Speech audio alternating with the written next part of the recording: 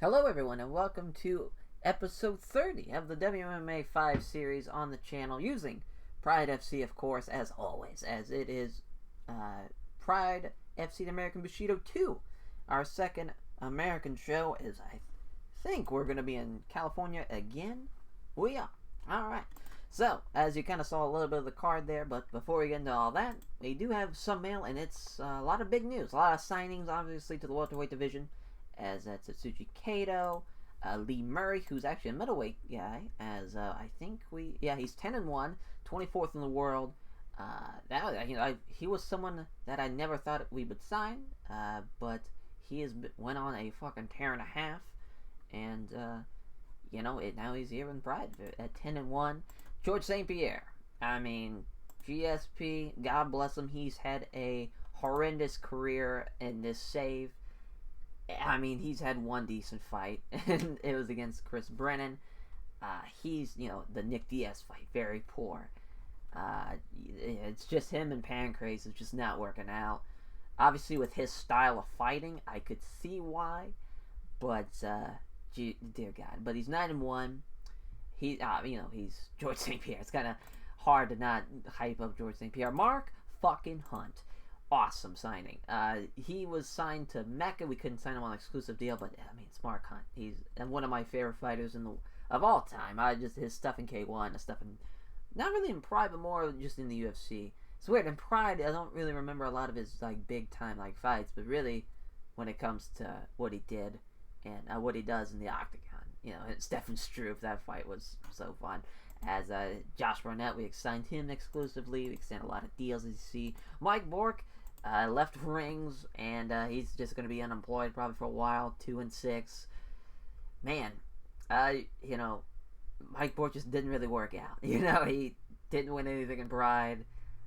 He had great fights, great fights, but he just could not win. Entertaining fighter, just couldn't get any wins. Ronaldo Souza extended his deal. Joe Slick signed him from UFC. He's going to be a light heavyweight guy, 17-8-3, which is not the greatest record, honestly. If you kind of think about it, he's, won a loss, lost a lot type of thing. But he's had great fights. He's lost to Jeremy Horn, he's lost to Chuck Liddell. He's really just a loss to a lot of people, a lot of kind of big name guys. But he's going to be in rings for us. We'll just kind of see what he can do before we sign him into bring him on the main show into Pride. Little Emelianenko, Fedor's little brother, Alexander Emelianenko, which he's going to be in rings. He's 1-2. He's a losing record. He's just signed because he's Fedor's brother. Extended Joe Rogan. We signed Nick Saros. We're going to have Matt and Nick Saros. That's fun. And Jake Shields. We signed Jake Shields, which we just have a notification that he left KOC. Which, man, Jake Shields and George St. Pierre, we have a lot of wrestlers in our welterweight division. I've kind of realized that. We're going to have, which that kind of makes sense. There's a lot of, I feel like welterweight, for some odd reason, there's just so many great wrestlers in there, in that division, especially during this time, as he's just kind of been on a tear in KOTC, but he is, 14-2, 18th welterweight in the world, makes sense. So our welterweight division, I think, is at 15. We need 16 to have a tournament, so we just got to have one more signing, and then the tournament will be set up for total elimination and critical showdown and whatnot. Critical countdown, about the critical showdown. As, that's where we're at on the mail and whatnot. I think it's time to advance and get into the show. I don't know why I just hit that. There we go. We'll go there. As Randy Couture, Marco Hus, Andrei Arlovski, Fedor Emelianenko, what a co-main event that is. Sergey Karatanov and Mark Coleman, Jeremy Horn, Vitor Belfort. That's really low on the card for how great of a match that is. Volkan, Tom Erickson, Ben Rothwell, Rafael Carino, which Ben Rothwell making his Pride debut on the show, and Keith Jardine, Ryan Gracie, about to Hoist Gracie, and Yuki Kondo, Level Nog, as the card. As for the main event, neither fighters headlined Pride before. Obviously, this is Randy Couture's Pride debut. He's got the 9-inch reach advantage. They're both top 10 in heavyweights in Pride. Couture's 5th, Marco Hus is 7th. King of the Streets, Marco Hus versus Randy the Natural Couture, as the betting lines have him as a big favorite as well. That's a huge match for Randy Couture. As Andre the Pitbull Arlovski taking on the last Emperor, Fedor Emelianenko. Fedor submitted all of his last 5 opponents. Arlovski's finished 4 of his last 5. They're both world-ranked super heavyweights, as Arlovski's 6th, Fedor's 13th. That's crazy. The Blurcast stat picks have him 7-0. Listen, I know Fedor is Fedor, but so far he has not taken on somebody at this caliber. This is the biggest fight he's ever had, and this is going to be an awesome fight. I cannot wait to see how that goes. As Sergey Karetninov taking on Mark the Hammer Coleman, as both in the top 20 in the super heavyweights, as Coleman's 10th, Karetninov is 18th, which Coleman's won 4 of his last 5 by decision. First time they have fought, and Karetninov is a big favorite, which that makes sense. He is a ginormous man, and Mark Coleman is at the twilight of his career at 38 years old. As both fighters are world-ranked, light heavyweights, Jeremy Gumby Horn taking on Fedor, the Phenom Belfort. Both top 20 in light heavyweights in the world. Belfort's 10th, Jeremy Horn 17th. Horn trains at Militich Fighting System, which he has an overall record of 1-0 against other current members of that team. Belfort is 7-zip in the Blurcast staff picks. Pretty one-sided so far on the betting lines, it seems. As here we go. This is not a one-sided affair to the Blurcast staff picks. Both fighters again in the top 20 in the super heavyweights, as Volkan 19th, Tom Erickson 20th. The man who won the fucking open weight Grand Prix, Tom the Big Cat Erickson, as he will enjoy a significant weight advantage, obviously at 265. Tom Erickson 5, Volkan 2 on the Blurcast staff picks. Big Ben Rothwell versus Raphael Earthquake Carino.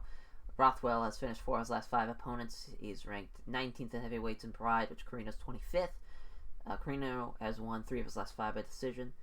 This is the first time they fought. He's going to enjoy the significant weight advantage as Big Ben Rothwell, and he's making his Pride debut, and he's got the betting lines have him as a big favorite. As the Dean of Mean, Keith Jardine taking on Ryan Gracie. Ryan Gracie hasn't won in 3 years, since May of 2001. Jardine's going to enjoy a significant weight advantage, and he's got the Blurcast staff picks 5-2. Basically, if Ryan loses this one, he will be sent down to rings, because he is 0-4. He has not won since Pride 14 against Ebenezer Fontes Barraga. As, and he's had some pretty piss-poor fights. Average, very poor, with the decision loss. Really, after this one, we could have sent him down, because he's already 0-4, but we have this fight for him. And then Yuki Kondo versus Antonio Minotauro Rodrigo Nogueira, Little Nog, as Nogueira enjoys significant weight advantage. The first time they fought, betting lines have Yuki Kondo as a big favorite. As that's going to be a tough one for Little Nog. Little Nog's, is 2-2. He's split down the middle, but plus 400, minus 510, as 29-16-3 for Yuki Kondo, 2-2 for Little Nog, 27-28, 6-2, 205. So Little Nog's going to tower over him. Both no team. Mario Yamasaki's our referee. Someone's going to die as the judges. We are underway. 2 fighters engage. Kondo misses the big right hand, putting him off balance, allowing Nogueira to attack with a left jab and the right hook that is avoided at the last second. They come together and strike. Kondo misses the big right hand, allowing Nogueira to counter with a left jab and a right hook that is ducked. Nogueira comes forward, walking down Kondo. Kondo manages a counter jab, uses the left jab, but his big right hand follows up, misses. Kondo appeared to be going for a takedown, but Nogueira took the initiative first. Nogueira can't connect to the jab, and then he catches Kondo with a right hook to the body. Both fighters meet in the center. Kondo counters the right hand with a quick left jab and a right hand. Kondo, looking very attentive, pokes out a quick jab that hits. Nogueira throws a hook to the body, but Kondo steps back to avoid it. 2 fighters engage with strikes, but neither really lands anything worthwhile. Kondo goes to shoot in on Nogueira. He can't complete the single leg, so Nogueira just ends up standing and hopping back in one place, which Kondo then drives Nogueira up against the ropes. Now he's looking for try to take him down low, going and taking out both legs for a double leg takedown. He gets it. Nogueira has to pull half guard now. Kondo throws a few weak-looking punches. He decides his next move. Tries to get to full guard. Kondo doesn't get anywhere with it, though. As he fires away with punches, Nogueira doesn't take any undue damage. Tries to get to full guard on Kondo, but doesn't get anywhere with it. As Kondo fires off a handful of punches, each easily being blocked with gloves. Kondo blocks Nogueira as he tries to transition to full guard. Halfway into this first round now, as Kondo pounds away with rights but fails to land anything significant. Nogueira tries to get full guard on Kondo but doesn't get anywhere with it. There's a lack of progress. The referee stands back up. Kondo rolls his shoulders to relax and moves forward. They come together and strike. Kondo's off target with a jab, and he connects with the right hand though. Nogueira hits a jab and also hits a left hook to the body. Both fighters step in to strike. Nogueira with another left to the body. Kondo misses the jab, but hits a left roundhouse kick to the body. Nogueira comes forward, and the two fighters start trading blows. Kondo hits a jab in exchange. Nogueira uses the left jab, but finds nothing but air with a big right. Nogueira starting to slow down a touch, perhaps conserving a low energy. Nogueira closes the distance, obviously looking to strike. As Nogueira lands a left jab, but a big right to the body, fails to find the target. They engage in the center. Nogueira counters a short body kick with a left hook to the side of the body. Kondo looked like he was going to shoot, but Nogueira simply took the initiative first. Nogueira connects with two left jabs, but his big right hand follows up, misses. Kondo uses the left jab while backing away. Nogueira lands a jab, then lands a right hand to the body. Kondo backing off, hits a weak-looking right hand. Nogueira connects with a jab and finds nothing but air with the big right. Minute left in the first round. Quick exchange of strikes does not produce any damage. Nogueira lands two left hands but misses when he attempts to go for the body. Kondo looking for that takedown. He doesn't get it, so he's now 1 for 3 on takedowns. As he almost got it, but not quite, as he's left hopping on one leg. As Nogueira's not going down, though, so Kondo sells to push him up against the ropes. That's the end of the first round. So, fight metrics. It's kind of close on strikes. It's, 30-17, actually, and more 30-17 is actually not really close. Kondo's 1 for 3 on takedowns. It's, it's tough. If you have to give it advantage, probably Yuki Kondo, but I think Little Knock is still this one if he has a great second round. We'll have to see, though. As, here we go.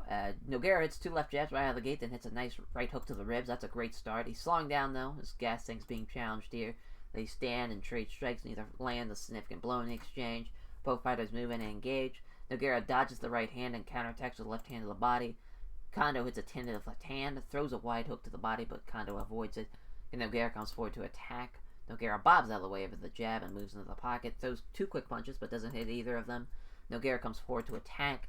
Kondo hits a counter left hand, throws a two-punch combo, but Kondo avoids both of them. They're now halfway mark in the second round. Exchange of strikes sees both fighters fail anything significant. Nogueira doesn't look like he has much left of the tank. Looking very tired, Nogueira clenches to try to buy some recovery time. Looking for a takedown, doesn't get the trip, as Kondo wrestles his way into a dominant position. Tries to push Nogueira so that his back is against the ropes. He can't do it, though, so Nogueira defends that well, looking for a trip takedown. He doesn't get it again. 0 for 2 on takedowns for Nogueira. That would have been huge if he got one of these takedowns. Here's another. He gets it. He executes an outside leg trip, so now he is 1 for 3 on takedowns like Yuki Kondo. And now Kondo has to pull guard. Pounds with rights, but fails on anything significant. He deflects a couple of punches that Kondo threw from the bottom. Nogueira pounds away, but Kondo is in trouble by them. Deflects a couple of punches from the bottom. Again, does Nogueira. Again, pounds away, but Kondo's in trouble by the strikes. That's the end of the second round. So yeah, Nogueira won that round. I think I'm going to give it, Little Nog there. It's, I think I'm going to give it to Little Nog. I think it's going to be a split decision, Little Nog. Maybe unanimous, but I'm going to go with a split decision now. Okay, all three gave it to Little Nog. I'm cool with that. I think that was the right decision. Little Nog steals it from Yuki Kondo. Yuki Kondo, 29-17-3 now. He is now 2-3 in Pride, it looks like. That's a big win for Little Nog, though. Little Nog 3-2. He's lost his last two, but he won his first two, so now he's got some momentum. It's a big win for Little Nog. Thanks to sponsors and all the fans. He says that he's glad to overcome the odds and that being the underdog helped him motivate him. All right. So now our last prelim fight, the Dean of Mean, Keith Jardine at 7-1, taking on Ryan Gracie, who's 2-4, hasn't won a fight since May of 2001. This is really his last hurrah if he loses this one. As, we got both jiu-jitsu guys, as Gato Jitsu and Gracie Jiu-Jitsu, minus 180, plus 140, so it's kind of close on the betting lines, but Jardine, the bigger of the two, bigger and younger of the two. We shall see how that goes. Herb Dean's our referee. Got our judges at ringside. Prelim stare down, which is almost comical because Jardine's so much taller than Ryan Gracie. The fight begins. Two combatants meet in the center. They start to strike. Jardine dodges the right hand and counterattacks with a jab and a kick to the lead leg. A quick exchange of strikes does not produce any damage. They exchange strikes, but nothing really gets through. Jardine steps forward and a striking exchange begins. Gracie fires off a counter jab. It doesn't connect. He lands a jab, then catches Gracie with a right roundhouse kick to the body. So there's another roundhouse kick to the body. As Gracie misses the right hook and leaves him open to be countered with a left jab and a glancing blow from a high kick. Both fighters step in to strike. Jardine can't find the mark on the right hook. He misses the left jab and also can't hit the right cross. Jardine rolls his shoulders to relax and moves forward, comes forward as the two fighters exchange strikes. Gracie lands a left hand in the exchange. Jardine connects with the two jabs, so Gracie dodges dodges the roundhouse to the body. As a jab hits home, Jardine then scores the right cross, and that has got a cut above his eye. The blood is trickling down on Ryan Gracie. This is going to be hard for him to see now. Jardine comes forward on the attack. He tries to hit the jab and misses. As Jardine hits a left jab and catches Gracie with a right hook. Exchange of strikes does not produce any damage. As Jardine acknowledges some instructions from the corner with a relaxed head nod, Jardine comes forward and the two fighters engage. Gracie misses the left hand in the exchange. Jardine can hit a set-up left jab and catches Gracie with a body kick. Step forward and striking exchange begins. Gracie fires off a counter jab, but doesn't connect. Jardine can't connect with the jab, but then hits the body kick. Exchange strikes doesn't go anywhere. Gracie tries to intimidate his opponent with some quality trash talk. Jardine stalks forward, pressuring Ryan. Confidently steps into the pocket, connects with a nice jab, and scores a leg kick. They engage in the center. Jardine misses the right hook and then gets countered with a right cross. Jardine's starting to slow down a touch, perhaps conserving low energy. Exchange strikes happens right in the center of the ring, but neither fighter lands anything good. They stand and trade in the center of the ring, but neither fighter gives or takes any real damage. Clock is stopped as the referee wants to check on the cut on Ryan, as it doesn't take long to signal the referee that's only minor, so we're back underway. With 3 minutes left in the first, exchange of strikes doesn't go anywhere. Jardine comes forward and the two fighters start trading blows. Gracie gets hit in the jab in the exchange, hits two left jabs and lands a low kick to the legs. Jardine comes forward on the attack. Those are counter left but doesn't connect. Jardine hits a left jab and a spin kick to the ribs. Jardine initiates an exchange of strikes. Gracie throws a counter left but doesn't connect. Jardine lands a left jab, but Gracie dodges the roundhouse kick to the body. I always want to say right for some reason when I see a right roundhouse. As they come together and strike, Jardine slips past the right hook attempt and attacks with a jab and a solid right hand. 60 seconds in the first. Jardine comes forward and the two fighters exchange strikes. Gracie manages a counter jab. Jardine can't connect with a jab and hits a nice straight right hand. Both fighters come together and strike. Gracie misses the big right hand, allowing Jardine to counter with the right cross. Two fighters come forward and engage. Gracie misses the right hook and leaves himself to be countered with a jab and a big right hand that just misses. As Jardine looks shattered, can't stop Gracie from pulling into the clinch as that ends the first round. Obviously all Keith Jardine, but he's got to do something. I think now he's tired. Ryan Gracie could, I wouldn't say knock him out, but he could, if it's a one-sided round, he could steal it with a split decision. It's possible. It's very possible. It's the final round now. Both fighters step in to strike. Jardine slips past the right hook and counters with a quick left jab and a solid right hand. They come together and strike. Gracie misses the right hook, leaves himself open to be countered with a left hand, and that strike has reopened the cut above the eye now. He's starting to have to push himself down. His corner responds by urging him on a little louder. Taking a few gulps of breath, Gracie's giving the person he's starting to tire a touch. They meet in the center. Jardine hits a left jab and can't get a kick to the body. Gracie misses the left jab but connects with the right hook. Both fighters move in and engage. Jardine slips past the right hook and counters with a spin kick. Exchange of strikes happens in the center of the ring, but neither fighter lands anything good. They come together and engage. Gracie lets a body kick sail wide and then counters with a solid right hand. Jardine's breathing very hard. The fighters looking try to clinch up rather than try to move away. Jardine tries to get Gracie down. Takedown doesn't work. Gracie blocks and takes control of the grapple. Looking for a leg sweep. It's unsuccessful. Both fighters 0 and 1 on takedowns. As halfway into the second, Gracie now looking for a leg sweep. And again, it gets blocked 0 for 2. Gracie attempts the leg sweep and Jardine blocks. It's 0 for 2 for Ryan Gracie. Gracie doesn't look like he has much left in the tank. Separates from Jardine. We're back to a standoff. They come together and strike. Jardine slips past the right hook attempt and attacks with a quick left hook. They both collapse into each other with a clench, looking for the trip takedown, and Jardine blocks it, so 0 for 3 on takedowns is Ryan Gracie. Now Jardine's looking for the takedown. 0 for 2 on takedowns as Ryan Gracie stops the takedown attempt. They use their wrestling skills to take control of the grapple. Now there's a leg sweep trip, and that's unsuccessful as well. Ryan Gracie 0 for 4. 0 for 5 on takedowns now as Jardine blocked that. And then they separate. Herb Dean calls a pause and wants to check on the cut, as it's only minor, and that's already over. That fight, Not good. Not a good fight at all. Jardine's going to win by unanimous decision, but I'm going to be very surprised on if... Oh, it's rated decent. Yeah, I would have said poor, but that's just me. That Dean Amin, Keith Jardine gets the win as he's 8-1. Ryan Gracie is down the rings at 2-5.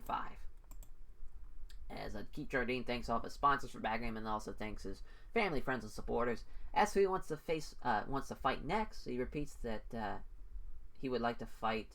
I'd like to get a fight with Ricardo Arona. That'd be a fun little fight. As Big Ben Rothwell taking on Rafael Earthquake Carino. This card, this is talking about some big motherfuckers. 6'5", 260, 6'8", 245, 6'2", 8-1. This is what the card needs right here. Kickboxing, jiu-jitsu background with Big Ben Rothwell. Brazilian jiu-jitsu from Rafael Carino. This is...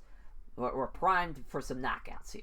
As minus 410 for Big Ben Rothwell and plus 320 for Rafael Carino. The main man big enough to referee this one, Big John McCarthy.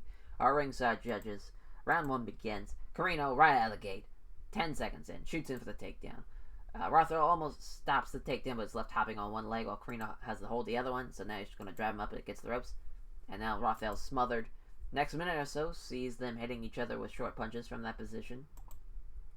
Carino looks for a takedown by grabbing both his opponent's legs, trying to get him to the mat. Again, Rothwell stops at 0 for 2 on takedowns for Carino. And again, looking for it a third time now. And again, 0 for 3 on takedowns. Rothwell defended it. Looking for it one more time as he secures a leg. So now Rothwell's left hopping on one foot. And again, he cannot do it. This is a tough night for takedowns. Just no one can get shit going. As Carino looks to try to maintain control via his wrestling skills, but Rothwell works enough space to clear out and circle. As Rothwell fails to find home on the jab, but he lands the big right hand. As he looks like he was going to shoot, but Rothwell simply took the initiative first. He can't connect the step strikes, but he lands the big right hand. Comes in looking to strike, throws a punch, but Carino was equal to it. Carino shoots in for the takedown. Can't get it. Cannot complete the single leg. As he drives him up against the ropes. Looking to sweep him. He finally fucking gets it. I think he's 1 for 6 on takedowns now. Rothwell gets thrown to the mat as Carino is left in guard. Carino attempts to pass guard and gain better position. He can't secure anything about the pass and is left under side control is Ben Rothwell. Carino pounds away with rights but doesn't do much in the way of damage. Tries to move to guard but Carino doesn't allow it as Carino pounds away but Rothwell calmly deals with it as Rothwell tries to transition to guard but can't manage it as Carino attempts to move the mount. Almost gets the mount, but Rothwell bucks his hips and the scramble starts. Scramble somehow results in Carino underneath Rothwell in the north-south, which he quickly loses control of. And there's another scramble, and now Carino's on his back as Rothwell pounds away, but Carino calmly deals with him as Rothwell blocks Carino as he tries to sweep from the guard, unloads with some right hands, but Carino deals with him comfortably. As Carino tries to catch Rothwell with a punch, but is not on target. Tries to pound on Carino, but all the blows are comfortably dealt with. As he loses control while defending the strikes, and Rothwell is left standing in front of him. Moves back and allows Carino to stand back up with him. Taking a few gulps of breath, Rothwell is giving the first hint that he's starting to tire a touch. As he's starting to slow down a touch, perhaps considering a low energy. As he connects with a nice jab and lands a nice straight right hand that landed hard. And Carino chooses to shoot in on Rothwell. And he gets a hold of a leg, but Rothwell remains standing up on the other foot. He is unable to complete the takedown. Carino instead pushes Rothwell up against the ropes. Minute left in the first round. Trying to maintain control, but Rothwell wrestles his way out of trouble and circles back to the center. A jab is wide from Rothwell, and then hits Carino with a booty of a straight right. Nodges some instructions from his corner and relaxed nod of the head as Carino uses the left jab while backing away. As he lands a left hand, then lands a big right hand. As it looks like he has broken his nose after that shot. There's blood everywhere, as that's going to be that's going to make breathing a lot tougher and tire him out quicker. As there's another jab lands from Rothwell, but Carino evades the big right punch to end out the first round. That was all Ben Rothwell as far as power goes, and it's kind of close when you look at the strikes and whatnot. But 1 for 7 on takedowns. Rafael Carino is having a tough go at it. I'm surprised Ben Rothwell didn't get a single knockdown on that, but that just shows you a fair flex to Rafael Carino on that one. As Carino needs a lot of work in the corner. His eye is swollen shut as a result of the broken nose. That's going to be tough. This man is getting fucked up. As 5 minutes left, as we got our last round now. Carino, right out of the gate, chooses to shoot in, does not get it. 1 for 8 on takedowns. Has almost got away with it, but not quite. He's left hopping on while Carino has a hold off one leg, drives him up against the ropes. He's looking to get, so he gets the takedown. So now 2 for 9 on takedowns, I believe. As the takedown is successful, rothwell is in guard. Carino is trying to pass guard. He passes guard as well as gaining side control. He's looking to get mount. And now he's in mount as he's pounding away. And oh my god, he's getting destroyed now. Repeated heavy shots to the head he stops the fight. Big John McCarthy stops the fight. What a fucking win from Rafael Carino. My god. 9-1. Ben Rothwell loses his debut. He was getting fucked up that whole round. His eye was swollen shut. His nose was broken. He gets in the fucking mount and pounds away and gets the win. And that was rated fantastic. That was fucking crazy. What a performance of Rafael Carino. Unbelievable. As he gives thanks, Rafael Carino praises his team at Nova Yano as his various sponsors and the fans who came out supporting. The interviewer asks who he's interested in fighting next, and he replies that Kazuki Fujita would be a tough challenge, but one that'd be interested. That'd be a fun fucking fight.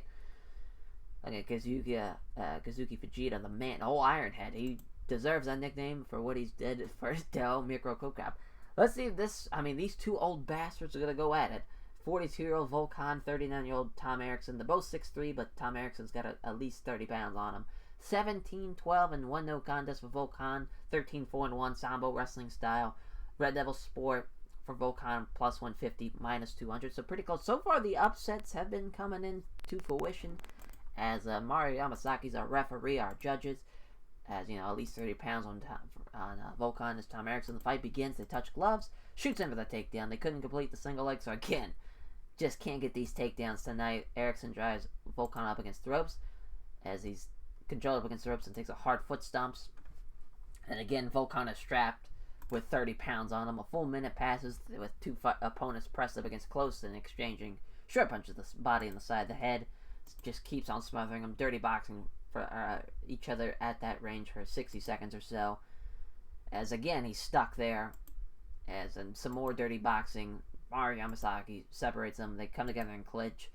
Erickson gets the advantage. He's again trying to he gets him backed up against the ropes. And he's just trying to smother him.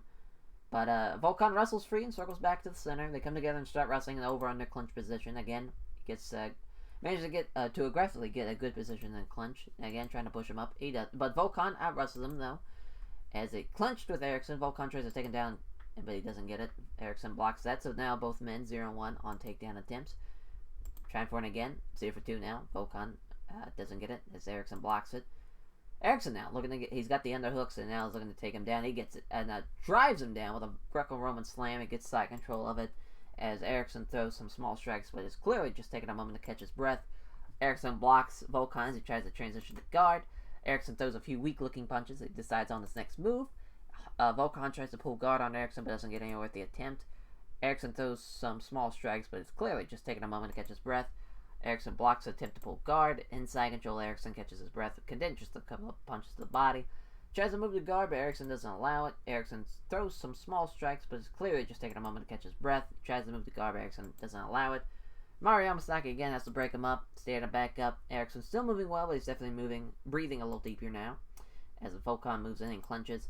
With complete control of the clinch, Volkan tries to complete the takedown. He does not get it. He is 0-4 now, I think. Erickson blocked the takedown attempt and takes control of the grapple. As he's looking for another Greco-Roman slam, he gets it. He hoists him up and slams him to the ground with the Greco-Roman slam. Volkan gives up his back, and that's the end of the first round. Tom Erickson, a lot of punches landed. He's got the takedown. So far, it's his fight to lose. I think he's going to win it, just from the size advantage. We'll see, though. As you can hear some boos from the audience. They weren't impressed with that round there. That makes sense. Last round now, they clinch up, start jockeying for position. Erickson's the aggressor one, as Erickson's trying to push Volkan up, so his back's up against the ropes. He does so, and now he's got him stuck there. And for a minute, as Volkan wrestles free and circles back to the center. As Volkan's still moving well, but he's definitely breathing a little deeper now. They come together and clinch. Erickson aggressively gets the dominant position, and again, using his wrestling skills, trying to push him up against the ropes. But Volkan isn't going anywhere with it. But he's got the underhooks, looking for that another Greco-Roman slam. Third Greco-Roman slam of the night for Volkan, as he's taking his back directly off the takedown. He's got both hooks in, looking for the rear naked choke. He doesn't get it, though. Volkan stops it as he struggles against Erickson. Man manages to... he manages to get free from the hooks. But he's got them both locked in, and now looking for that rear naked choke. But again, Volkan doesn't allow it. Loses the hooks again. Looking for it. Doesn't get it. And that's the end of the fight. That is a unanimous decision win for Tom the Big Head Erickson, as he is going to be 14-4-1 after that one. Volkan 17-13 and 1 no contest. Volkan last win was against Ogawa, so he's lost 3 now. The next one, and he'll be back down the rings, or he's going to retire at this rate at 42 years old.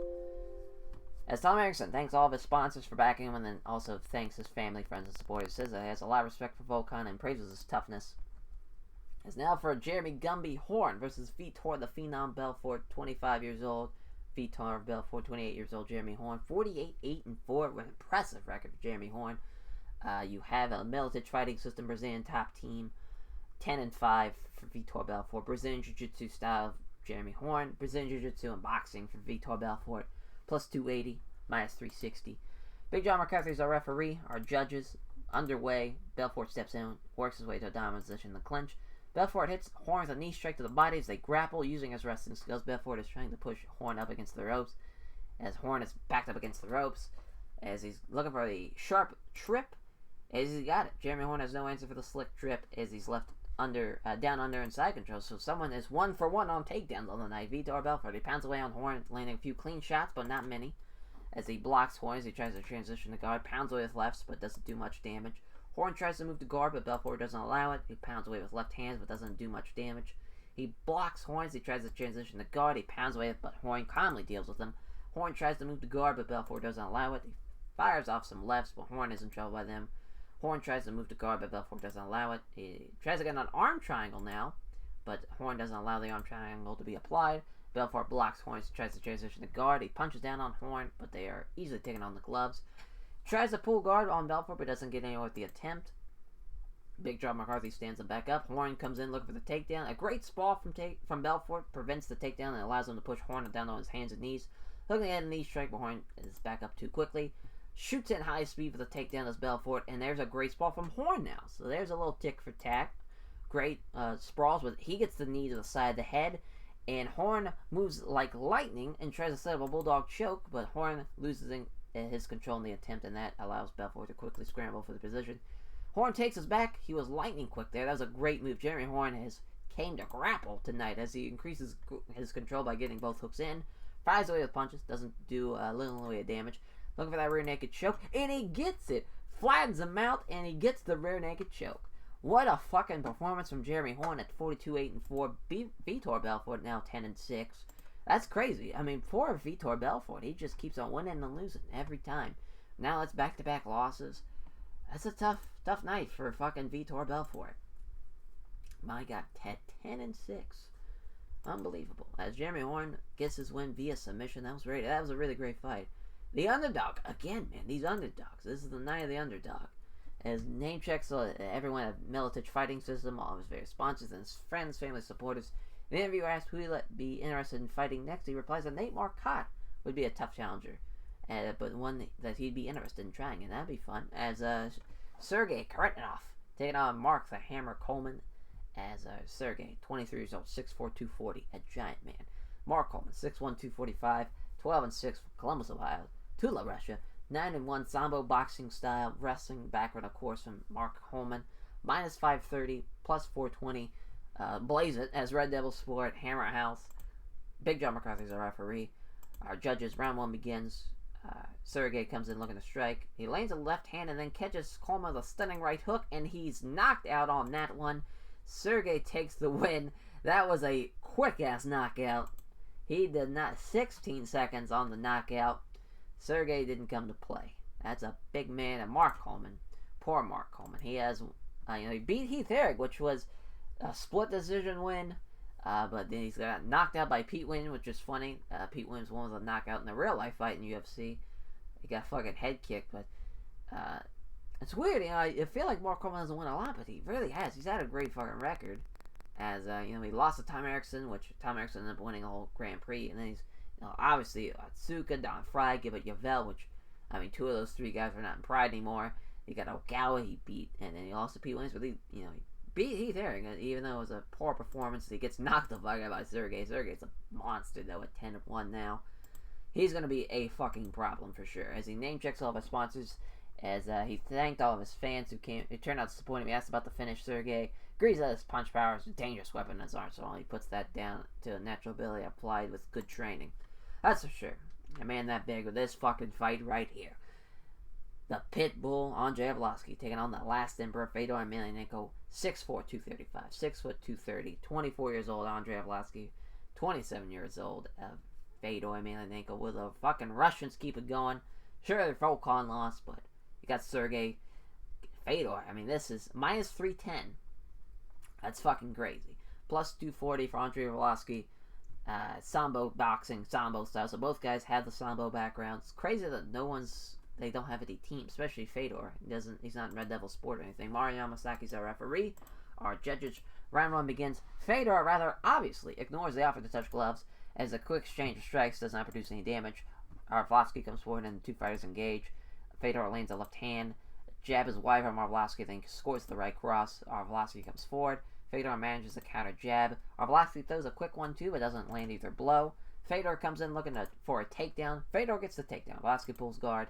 Fedor pounds away with punches, but can't quite land anything with any power. Tries to pass the guard. He passes the guard, but can't secure side control as Arlovski starts to scramble. Arlovski ends up losing out on the scramble, ending up at half guard. Fedor throws a few right hands. He takes a moment to plan ahead. Is he looking to get side control? He's unable to get side control, but he gets past half guard. As he's looking to get past the half guard. As they wind up scrambling. Arlovski's doing a great job fighting it off. Arlovski ends up having to pull half guard, losing out on the scramble. In half guard now, Fedor begins working to get side control.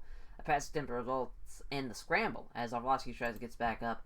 As he's got Arlovski's now turtled up, which Fedor's holding him down while facing him. As he pounds away and Arlovski eats a few big strikes. As he looks to get a kick to the body, but Arlovski is back up and out of the range too quickly. There's a takedown attempt from Fedor as he gets a hold of the leg, but Arlovski remains hopping on the other one. As again, the takedowns tonight, I think Fedor's 1-1 on takedowns, or is 1 for 2 rather, not 1-1. As Arlovski's now not going down, Fedor settles for pushing him up against the ropes. Looking for a suplex, but Arlovski stops the takedown attempt and uses his wrestling skills to take control of the grapple and put Fedor up against the ropes. So he moves away, backing away from the grapple. He just wants to box with him. He comes together and strike. There's a flurry of activity, but neither fighter is able to land a telling strike. As he finds his right cross blocked as Arlovski, as Fedor has a right hook blocked. They come together, misses the right cross that leads him over the counter, which Fedor comes in with a left jab and a left kick to the rib cage. As they engage, Arlovski hits a left jab and misses the right hook. They can't connect with the jab and nails the right cross. They come together and engage, and the exchange of blows comes and goes without either fighter really laying anything significant. As now he's pressuring Fedor's Arlovski, using that size to his advantage. He scores the 2 counter jabs. This Fedor, as Arlovski throws 2 quick punches but doesn't hit either of them. Forces exchange of strikes. Fedor hits a pair of jabs in the exchange. He can't connect the step strikes, then hits Fedor with a straight right. The 2 fighters stand and trade strikes and neither land anything damaging. As Fedor may have been aiming to get in close, but Arlovski took the initiative. Arlovski connects the jab, and his big right hand follows up, misses. Arlovski comes forward, and 2 fighters start trading blows. Fedor manages a counter jab. Arlovski can't connect to the jab, then scores the right cross and landed hard. A jab is wide from Arlovski, then he lands the right hand, and blood is visible on Fedor. Strike looks to have opened up a cut underneath his eye. Fedor gets a hold of Arlovski, trying to muscle Arlovski up against the ropes. He does so. And now looking for a suplex. He gets it, a big suplex, and now Arlovski has to pull guard. Pounds away on Arlovski, can't land anything significant, and loads with right hands, but doesn't do a great deal of damage. He's trying to get side control. He passes guard, but Arlovski was ready for it and immediately starts to scramble, which comes out on top with Arlovski pulling half guard. Pounds away with punches, can't quite land anything with power. Again, landing punches. And that's the end of the first round. It's, man, it's tough because Arlovski did a great job with the cut. But I think if you look at the stats, if you look at what he's been doing on the ground, it's been all Fedor. I'm going to give it to Fedor. I think he's winning this fight. We'll see. Arlovski can win the fight no matter what with a right hand. I mean, he can end it in an instant. It's going to be a hell of a fight, though. It's been a hell of a fight so far. We'll see how the second round goes. As the cut man tries to stop the bleeding. As our last round, 5 minutes left in the fight. He comes forward, and the two fighters start trading blows. Fedor hits a pair of jabs. Arlovski throws the 1-2, but Fedor avoids both of them. Again, he avoids both. He missed on 4 punches. Fedor looking for the nice takedown, but he doesn't. He almost got away, but not quite, as he's left hopping while Fedor has a hold of one leg. Another trying to just drive him to the ropes, looking for another suplex. He doesn't get the suplex. Arlovski blocks it. Looking for another suplex attempt. He gets it. Drives him down on a suplex. He gets side control. He hits a knee to the ribs, but doesn't connect properly because Arlovski was moving too much. Inside control. Fedor throws a couple of punches designed to keep him guessing. He blocks the attempt to pull guard. Throws a few strikes, but clearly slowing things down so he can catch his breath. Blocks the attempt to pull guard. Hits a knee strike to the ribs. Under side control, Arlovski takes a knee to the ribs. As there's another crunching knee to the ribs as he throws a few right hands to the body. Tries to move the guard, but Fedor doesn't allow it. Mario Yamasaki stands back up with 40 seconds left. Arlovski's taking a few gulps of breath, but don't worry, you're at the end. Same thing with Fedor. As he comes in, closes in on Fedor, looking to unleash some strikes. Fedor appeared to be going to try to get in close, but Arlovski took the initiative first. A punch from Arlovski fails to land, as he's willing to get risks, if that means getting close enough to initiate some grappling. He can't connect with a set of strikes, but he hits a nice straight right hand that landed hard, but that is the end of the fight. Unanimous decision for Fedor Emelianenko, in my opinion. 8-0. What a big win for Fedor. Let's see if the judges agree. They do. Hell of a win, hell of a fight. Tough win for Andrei Arlovski as he won against Pedro Hiza with an awesome fucking knockout punch. That part, I wish they could fight again, him and Jimmy Shalette. That was an awesome fight. He's had great fights this whole time he's been in Pride, to be fair. He's the fucking, I love Andrei Arlovski. I'm happy he's doing well in this mod. And Fedor. I mean, what can be said about Fedor? He is doing his Fedor thing. This is the biggest fight. I guess, you could say Tsuyoshi Kikuchi at 10. Him and Fujita was fun. This is the first time he's won by decision, though, since Rodrigo Gracie, which is wild. The fact that he fought Rodrigo Gracie and went to decision. But, yeah, this is, it's crazy. He's won by tactical submission or any submission. He's been doing his thing. It's weird. The Hoist Gracie fight, that was fun to do, but yeah, this is Fedor's in business. Fedor, that's a big win. That's a big ass win. 8-0. As name checks all of his sponsors and his fans who turned out to support him. He says it was a tough fight and gives a show of respect to Andrei Arlovski. As the main event, it is Randy the Natural Couture versus the King of the Streets, Marco Huss. Two old ass men are gonna battle it out. 40 years old. Randy Couture, 11-3, Greco-Roman wrestling, as Marco Huss at 6'1", 215 at 43 years old, 13-6-2, with obviously Huss Valley Tudo, as the betting lines, minus 430, plus 340. This is going to be to the ground, Team Quest, obviously Huss Valley Tudo, as Big John McCarthy is going to main event this is going to referee this main event, rather, as Sandra King, Tony Weeks, and Marcos Rosala. Yeah, as they are the judges. So here we go. They touch gloves. Two fighters come together and clinch and start wrestling. Huss looks like he's gotten the better of the clinch. Tries to knee Couture, but it gets blocked. Can't keep control of Couture in the grapple, as soon being pushed around. Couture trying to push Huss, that his back is up against the ropes. He does so, as he goes to use some dirty boxing, but Huss is aware of the danger, and uses wrestling to prevent any damage from being done. As he tries to keep him up against the ropes for some dirty boxing, but Huss reverses it, so now he's in control. And now he's looking for a judo throw. He blocks it, though. Looking for another judo throw, and he gets it, though. He gets side control, the superb outside leg trip. And looking for a knee bar, but Couture stops Huss from hooking a leg. He blocks Couture as he tries to transition to guard. He's looking for Kimura. Couture blocks it. What a great job by Marco Huss. Out of the judo throw, a couple of submissions right out of the gate. Throws some small strikes, but is clearly trying to just take a moment to catch his breath. As he tries to pull guard on Huss, but doesn't get anywhere at the attempt. Looking for Kimura. Couture blocks it.